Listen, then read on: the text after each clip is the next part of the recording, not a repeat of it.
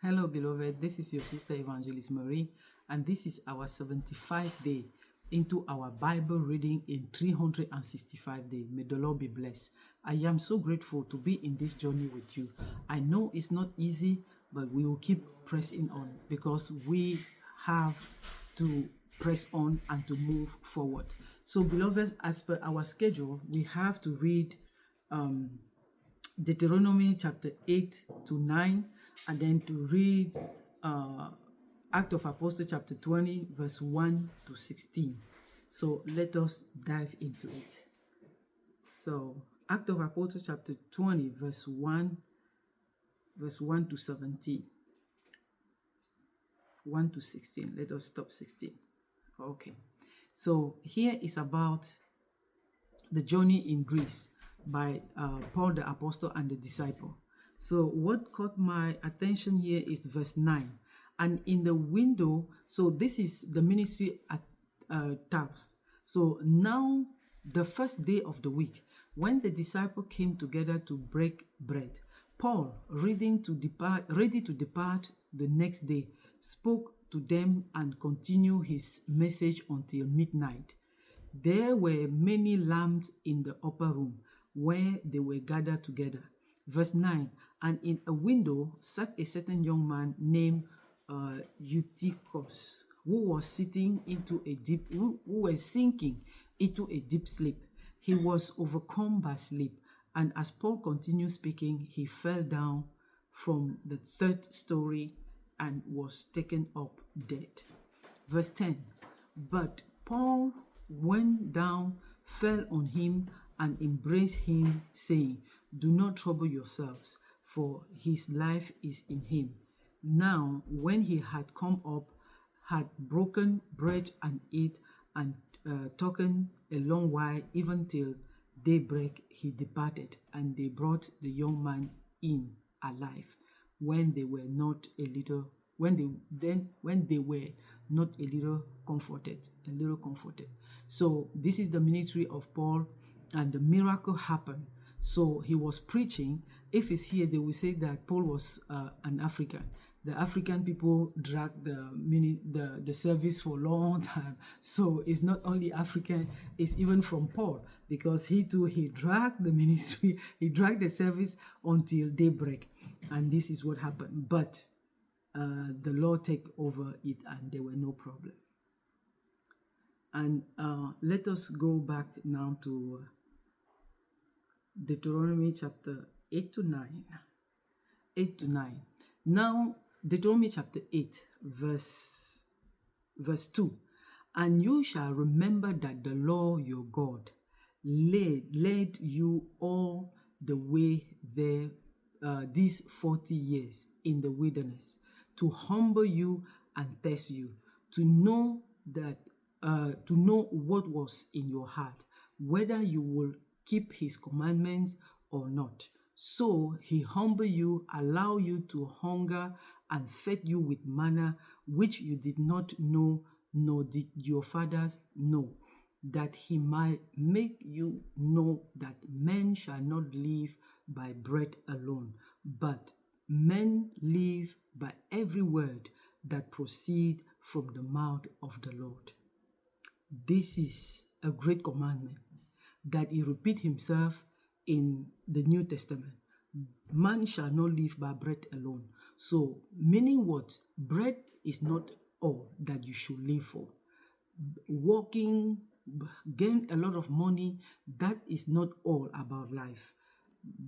Life is also about everything that proceeds from the mouth of the Lord, including his word.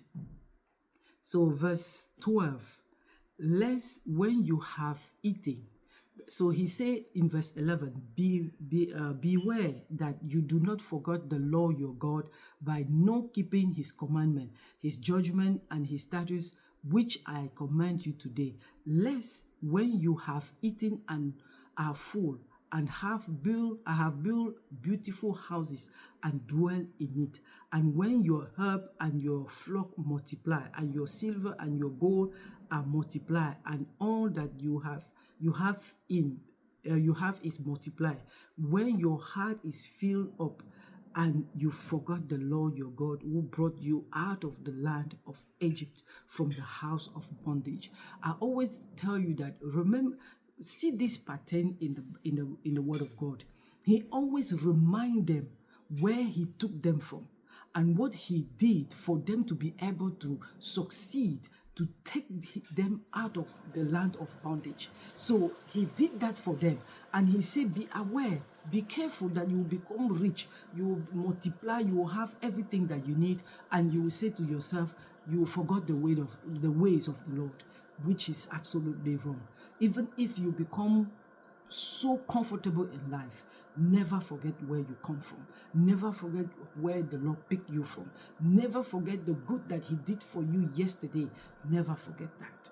And in verse 18, and you shall remember the Lord your God, for it is he who gives you power to get well. It is he who gives you power to get well, that he might establish his covenant with which he swore to your father as it is this day.